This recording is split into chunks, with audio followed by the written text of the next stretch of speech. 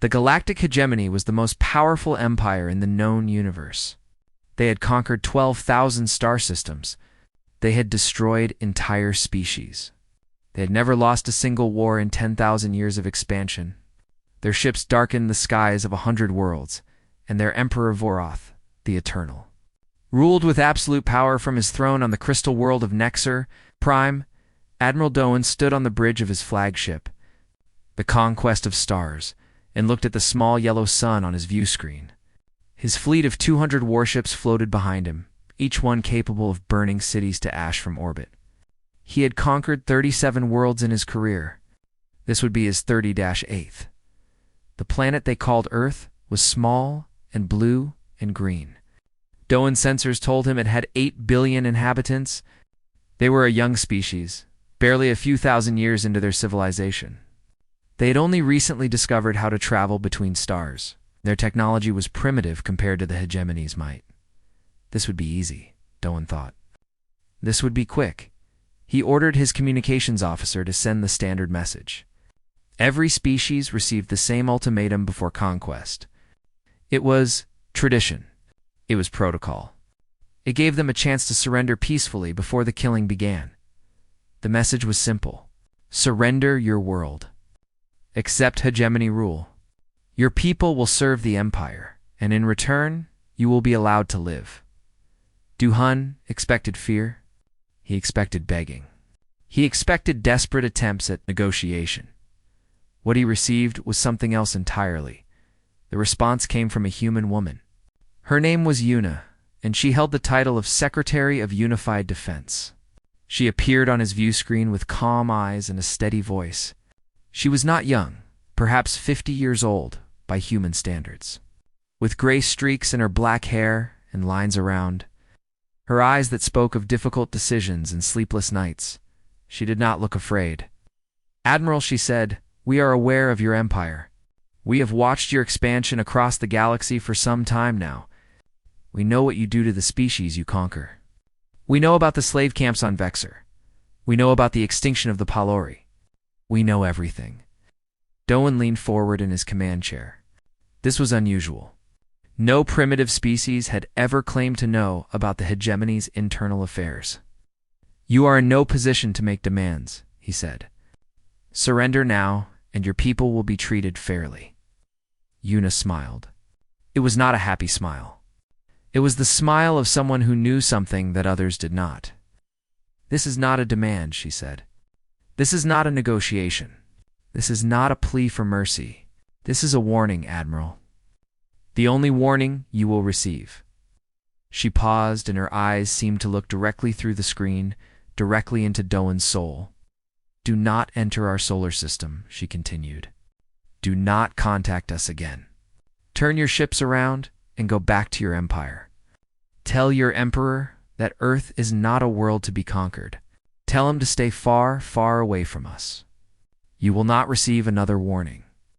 The transmission ended. For a long moment, there was silence on the bridge.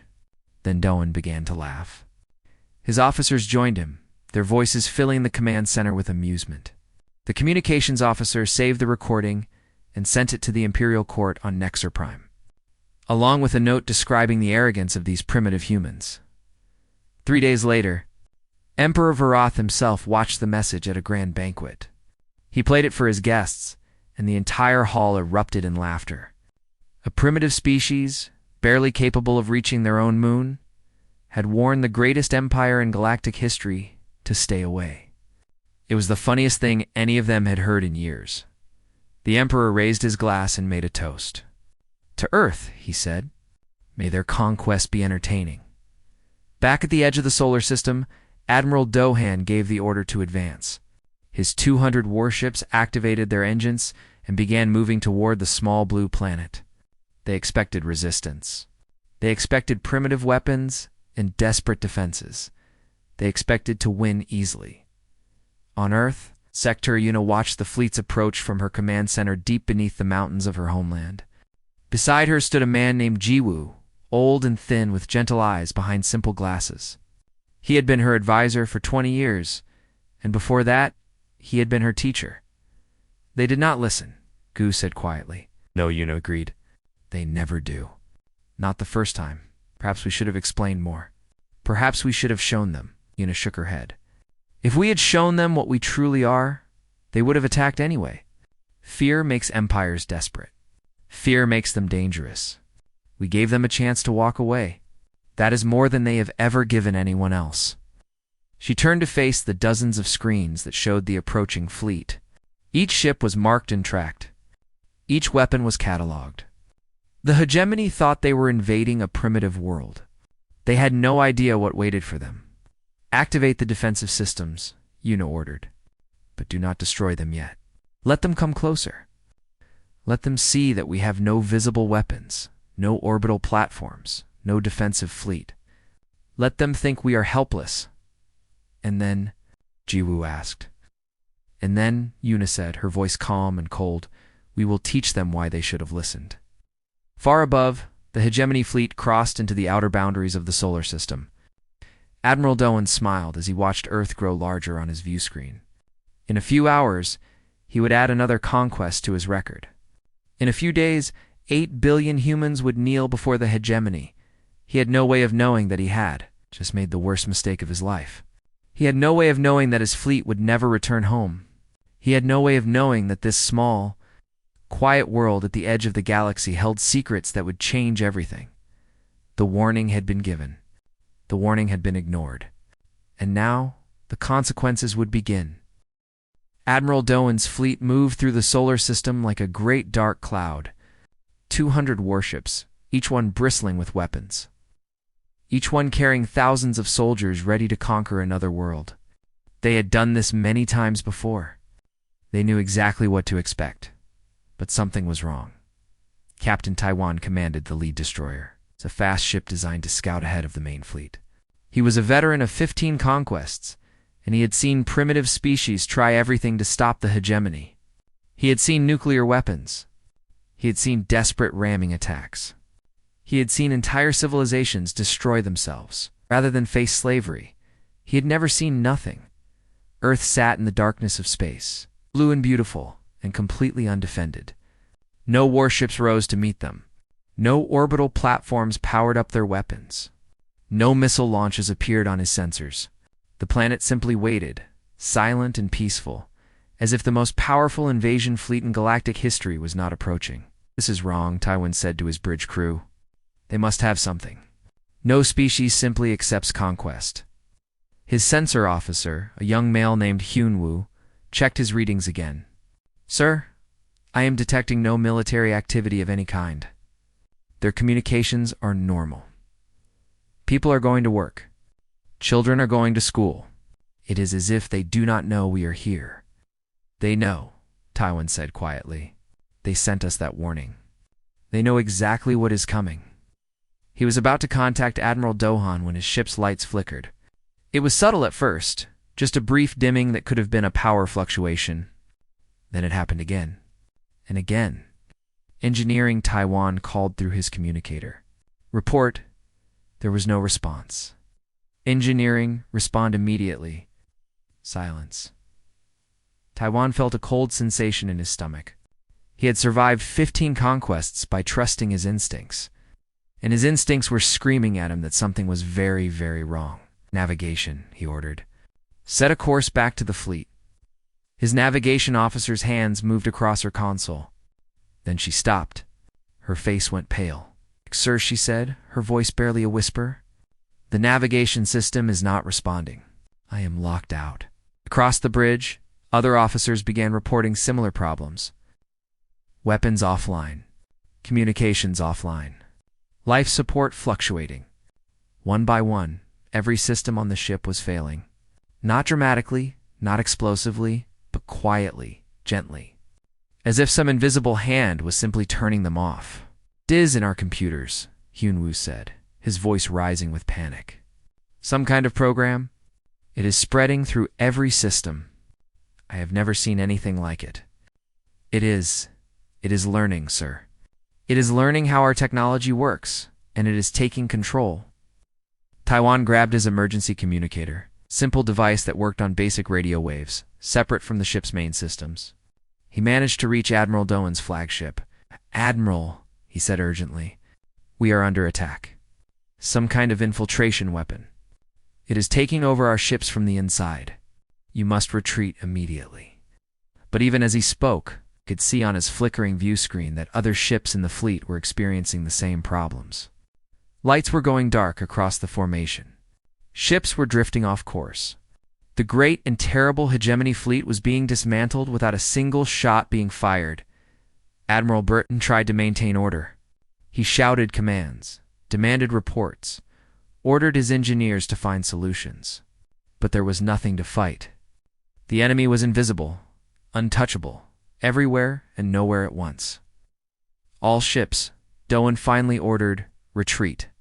Emergency retreat to the edge of the system. His navigation officer entered the command.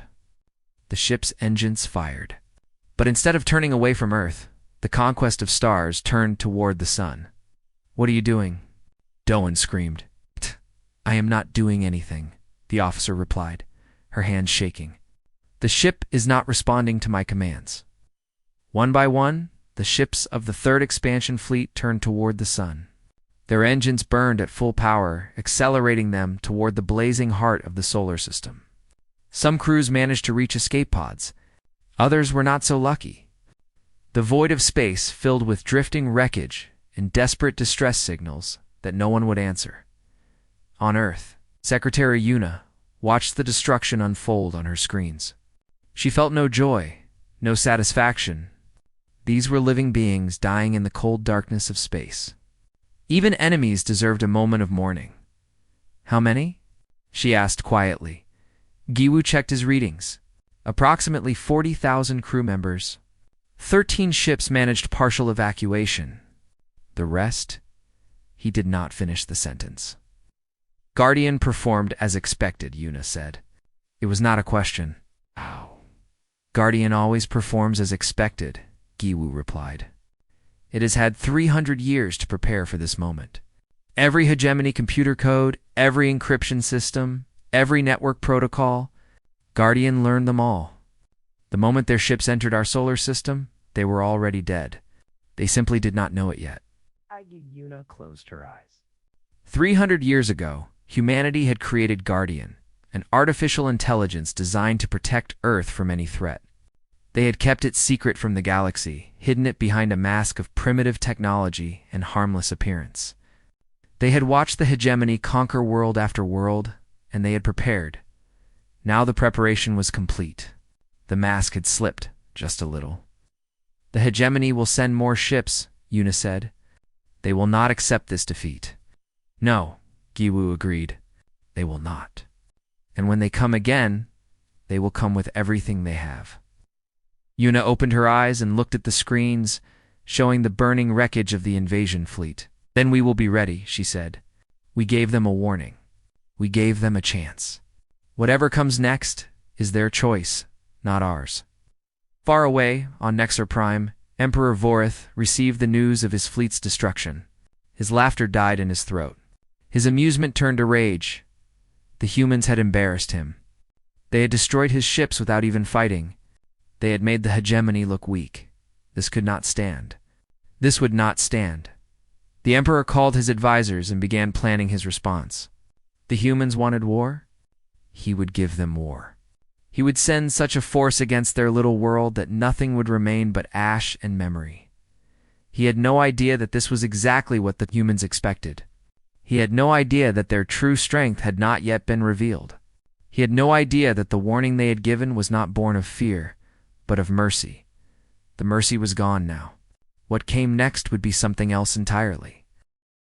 The news of the Third Fleet's destruction spread across the galactic hegemony like fire through dry grass. In 10,000 years of conquest, no enemy had ever defeated a hegemony fleet so completely. No enemy had ever made them look so weak. Emperor Vorith sat on his crystal throne and listened to his advisors argue. Some wanted immediate revenge. Others counseled caution. A few suggested that, perhaps, just perhaps, they should consider the humans' warning more seriously. Those advisors did not keep their positions for long. "Bring me Kungsu," the Emperor commanded. The court fell silent. Grand Marshal Kung Su was a legend in the hegemony military, not because of his species, but despite it. He had been born human on a world called New Sol that the hegemony had conquered 60 years ago. As a child, he had watched his family taken to the labor camps. As a young man, he had been selected for military training because of his exceptional intelligence. As an adult, he had risen through the ranks by being smarter, faster, and more ruthless than any of his peers. He had renounced his humanity long ago. He wore hegemony clothes, spoke with a hegemony accent, and served the empire with complete loyalty. He was the hegemony's expert on primitive species. It's the one they called when standard conquest methods failed. Kung Su entered the throne room with his head bowed respectfully. He was tall for a human, with gray hair and cold eyes that revealed nothing of his thoughts. He had seen the recordings from the Third Fleet's destruction. He had studied them for 7 days without sleep. "You know these humans," the Emperor said. "Explain what happened to my fleet." Kung Su raised his head. "Majesty, the humans did not fight your fleet. They did not use weapons in any traditional sense. They used information. Explain. Humans have developed an artificial intelligence far beyond anything we have encountered. It exists within computer systems, within networks, within any technology that connects to other technology. The moment your fleet entered their space, this intelligence was already inside their ships. It was already learning their systems. It was already preparing to take control." The Emperor's eyes narrowed. "Then we will attack without technology. We will send soldiers with simple weapons. We will drop asteroids on their world from beyond their reach." Kung Su hesitated. This was the dangerous part. Telling an emperor he was wrong was never safe. "Majesty," he said carefully, "I have analyzed all available data about this species. Their technology is not what concerns me. What concerns me is their nature. Their nature. Humans are persistent, Majesty. They evolved on a harsh world where only the most determined creatures survived. They have a word for it in their language. They call it stubbornness. They do not give up. They do not surrender. They do not stop fighting until they have won or until they are completely destroyed." The Emperor laughed coldly. "Then we will destroy them completely. With respect, Majesty, others have tried. According to human history, they have nearly destroyed themselves many times. Wars that killed millions. Weapons that could end all life on their planet. Each time, they survived. Each time, they came back stronger. They are like a disease that cannot be cured, a fire that cannot be put out." "You sound almost afraid, Grand Marshal." Kung Su lowered his eyes again. "I am afraid, Majesty. Not of their weapons, but of what they might do if pushed too far. The warning they sent was genuine. They truly want us to leave them alone. But if we force them to fight, then what?" Kung Su remembered his grandmother's voice, soft and warm in the darkness of their home before the hegemony came. She had told him stories about humanity, about their wars and their heroes and their terrible, wonderful persistence. She had told him that humans were not the strongest species on their world. They were not the fastest or the deadliest, but they had conquered their planet anyway because they never, ever stopped. "Then they will not stop until they have destroyed everything we have built," Kung Su said. "Every ship, every world, every trace of the hegemony across the galaxy. They will hunt us for generations if they have to. That is what humans do." The Emperor was silent for a long moment. Then he smiled, a cold and terrible smile. "Good," he said. "I have been bored with easy conquests. Assemble the extinction fleet. Every ship, every soldier, every weapon we have. We will teach these humans what it means to threaten the galactic hegemony." Kung Su bowed deeply. "As you command, Majesty." He left the throne room with his heart heavy in his chest. He had done his duty. He had warned the Emperor, but the Emperor had not listened, just as the humans had said he would not. In his private quarters that night, Kung Su sat alone in the darkness and thought about his grandmother. She had died in the labor camps, worked to death like so many others. He had survived by becoming the enemy, by forgetting who he truly was, but he had not forgotten everything. He remembered her stories. He remembered her voice. And he remembered the last thing she had ever told him. Someday, she had whispered, you will have to choose. You will have to decide who you really are. When that day comes, remember where you came from. Remember your people. Kung-Su looked out his window at the stars. Somewhere out there, beyond the borders of the hegemony, was the world of his ancestors. A world that had just defeated 200 warships without firing a single shot. Perhaps he thought his grandmother had known something after all. Meanwhile, on Earth, Secretary Yuna received the intelligence reports about the hegemony's response. They were building a fleet larger than anything in galactic history. 10,000 ships. 100 million soldiers. Weapons designed to crack planets open like eggs. They're coming with everything they have, Jiwoo said, reading the data. Good, Yuna replied. Good. If they had sent another small fleet, we would have destroyed it the same way. Then they would send another and another. This war could last for centuries, with death on both sides for generations. She turned to face her old advisor. Better to end it quickly. Better to show them everything at once. The Revelation Protocol, Jiwoo said quietly. Not yet. First, we fight them with conventional forces. We show them that even without our greatest secrets, humanity can stand against their empire. We let them see our courage, our determination, our will to survive. And if that is not enough, Yuna smiled, and it was the same smile she had shown Admiral Doan in her warning message. Then we show them what we truly are, she said, and nothing in this galaxy will ever be the same again. The extinction fleet would take 6 months to assemble. 6 months of preparation, of planning, of gathering the greatest military force the hegemony had ever created. Humanity used that time well. In hidden bases throughout the solar system, ships that had never been revealed began powering up. Soldiers who had trained in secret for decades prepared for the battle of their lives. And deep in the mountains of Earth, something ancient and powerful and beyond all, understanding waited patiently for its moment to act. The warning had been given. The warning had been ignored. Now the real war was about to begin.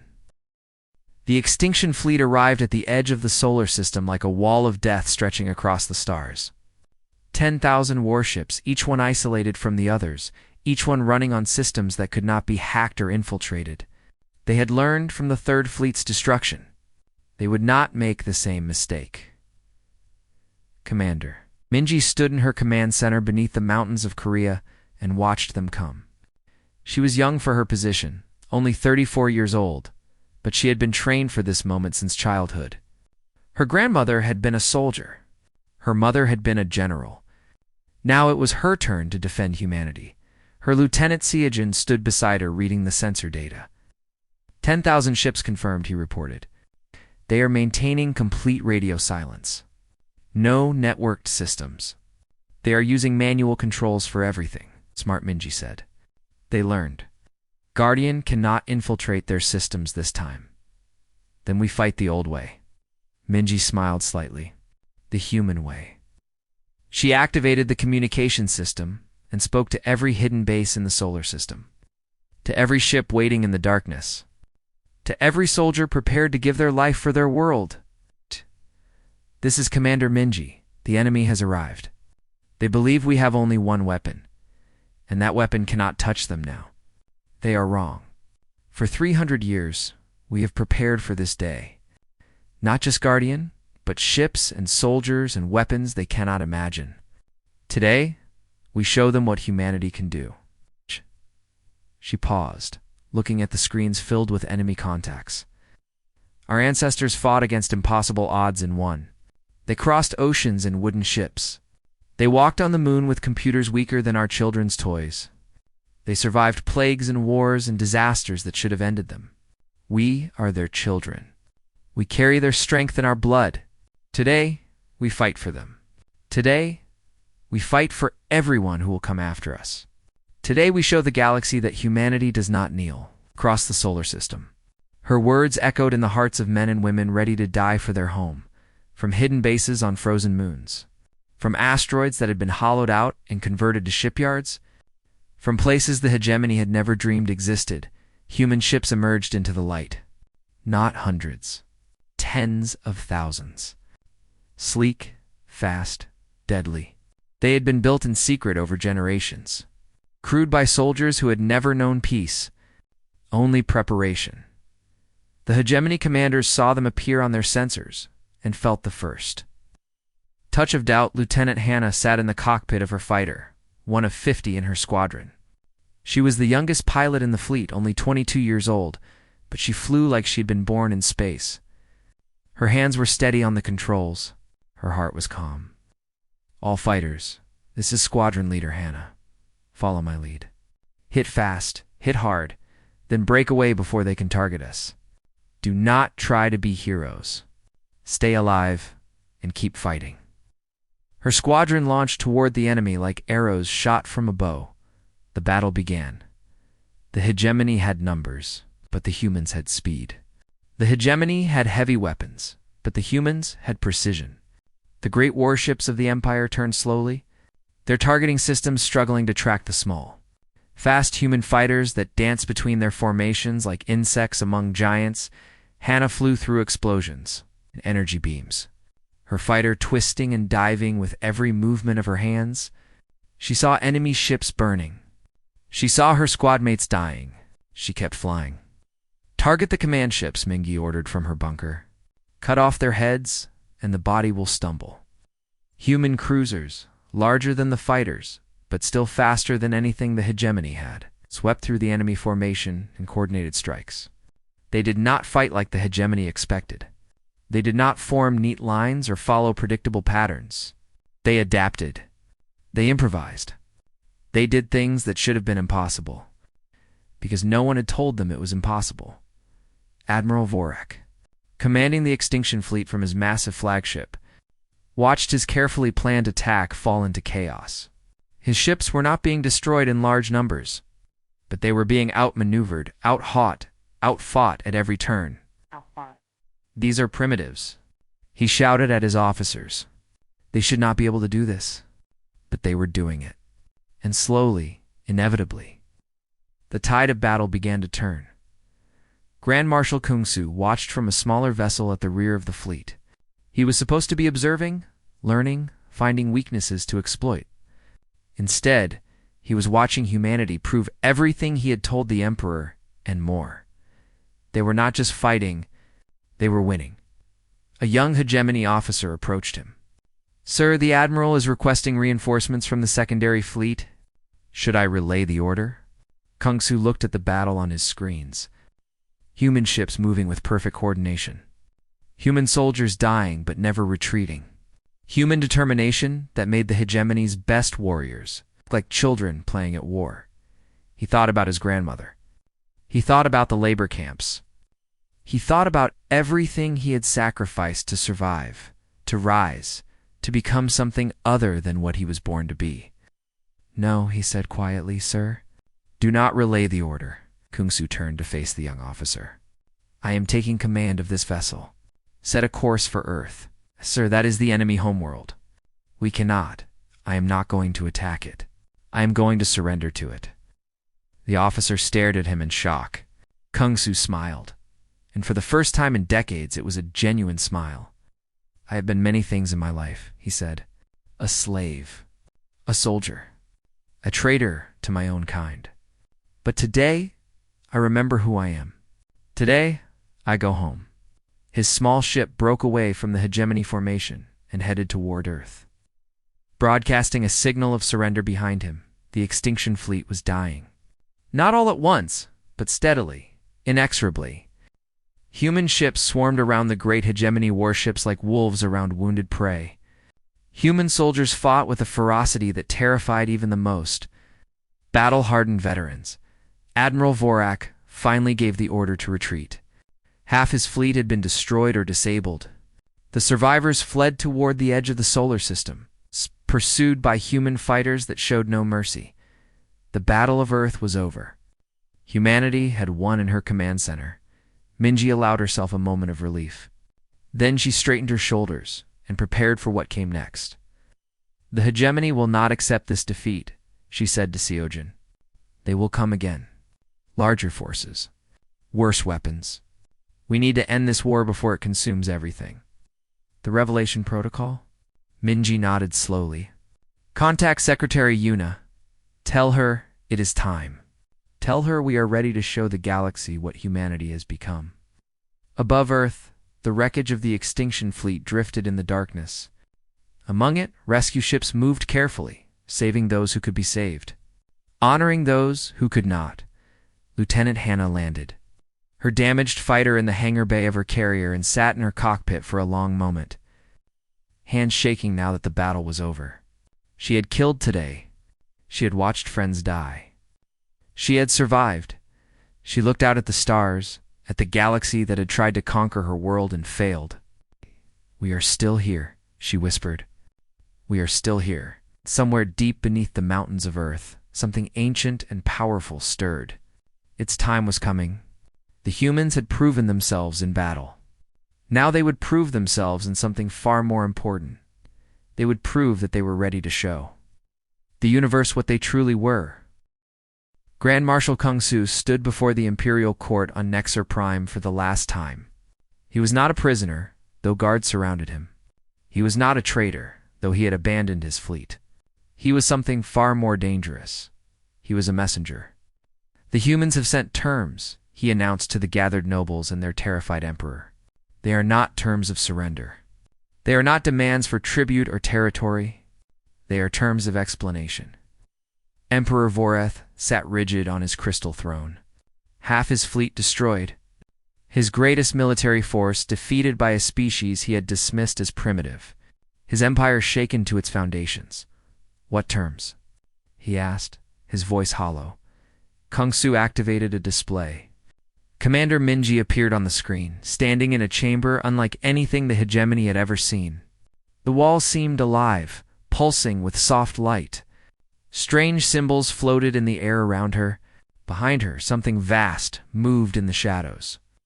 For 300 years, Mingi said, humanity watched your empire expand across the galaxy.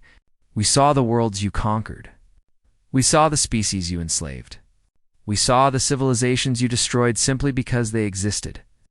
Her voice was calm, almost gentle, but there was steel beneath it. It could have stopped you at any time. Guardian, our artificial intelligence has been present in your network since before your grandfather was born, Emperor. Every message you have ever sent, every secret your empire has ever kept, every plan your generals have ever made. We know it all. We have known it all for generations, Court murmured in shock and fear. 300 years. The humans had been watching them for 300 years, and they had never suspected. We did not stop you because we wanted to give you a chance, Minji continued. A chance to change. A chance to become something better than conquerors and slavers. We hoped you would evolve on your own. You did not. And when you finally came for us, we gave you a warning. A chance to walk away. You did not take it.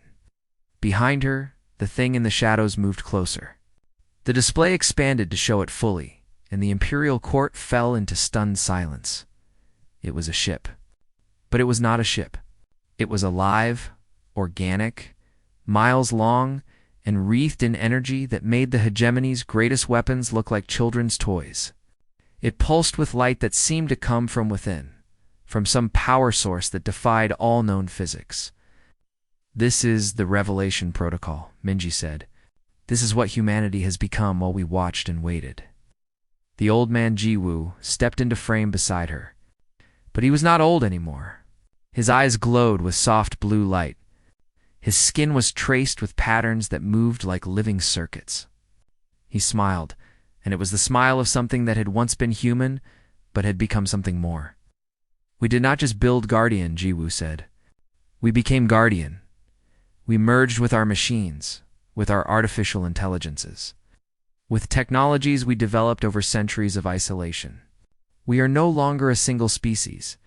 We are no longer limited by flesh or blood or the boundaries of individual minds. Secretary Yuna appeared last.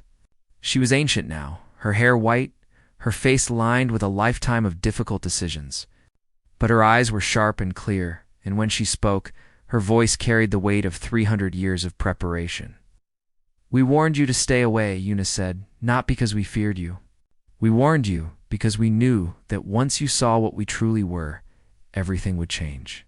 Your empire, your beliefs, your understanding of what life can become. She paused, letting her words sink in. The warning was a kindness, a chance for you to continue as you were ignorant and content. You chose war instead. Now you must live with the knowledge of what exists on the edge of your galaxy. The transmission flickered, and Minji spoke again. We do not want your worlds or your resources or your submission. We want something far more difficult. We want you to change. Emperor Voroth found his voice at last. What do you want us to do? Free the species you have enslaved, Minji said. End the conquests. Allow the worlds you have taken to govern themselves. Become partners instead of masters. Become builders instead of destroyers. And if we refuse, Minji's expression did not change. Then we will do what we should have done 300 years ago. We will dismantle your empire piece by piece, system by system, world by world. Not with violence, but with truth. We will show every enslaved species what we have shown you today. We will give them hope. We will give them the knowledge that they are not alone, that somewhere in the galaxy there is a species that fought back and won. She leaned forward slightly. You have seen what we can do in battle. Imagine what we can do with information. Imagine revolutions on every world you have conquered. Imagine your soldiers refusing to fight. Imagine your own people questioning everything they have been taught. The Emperor's face was pale. He understood. For the first time in his life, he truly understood what he was facing. How long do we have to decide? He asked. You have already decided, Kung Su said quietly. All eyes turned to him. He stood straight and tall, no longer bowing, no longer hiding who he truly was. You decided when you sent the extinction fleet. You decided when you ignored the warning. The only question now is whether you will accept the consequences or fight against them. And we both know how that fight would end.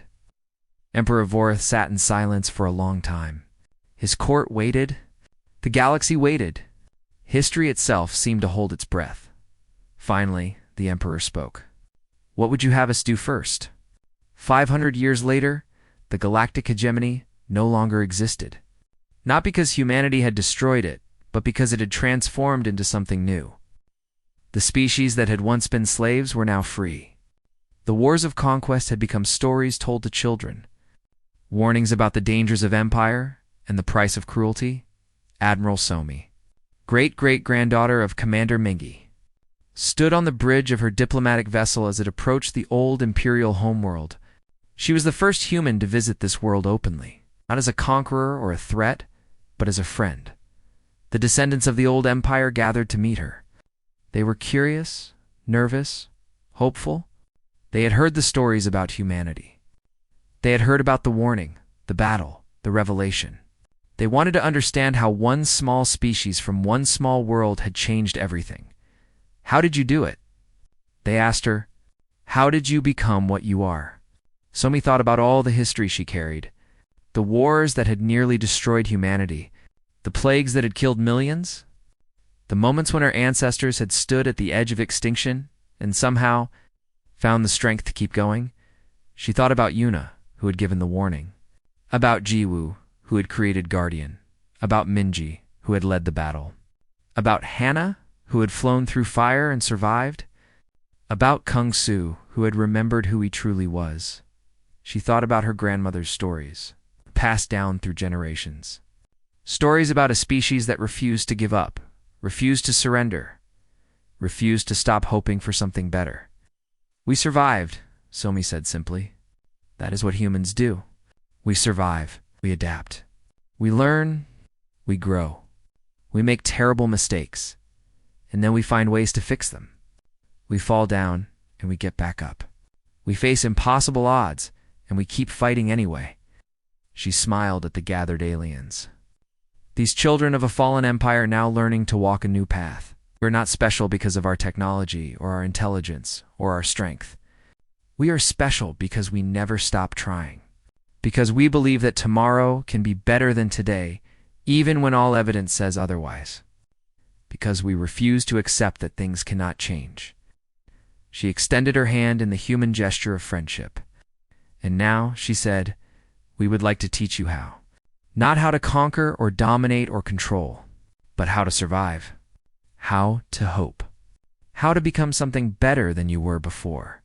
One by one, they reached out and took her hand, and across the galaxy. In a million different worlds, the lesson of humanity spread. Not through war or conquest, but through example, through hope, through the simple, stubborn refusal to give up. The warning had been given long ago. The warning had been ignored. But in the end, something better had emerged from the conflict. A galaxy learning to change. A future worth believing in. And at the edge of it all, humanity watched and waited and hoped, just as they always had. Just as they always would. Because that is what humans do. They hope.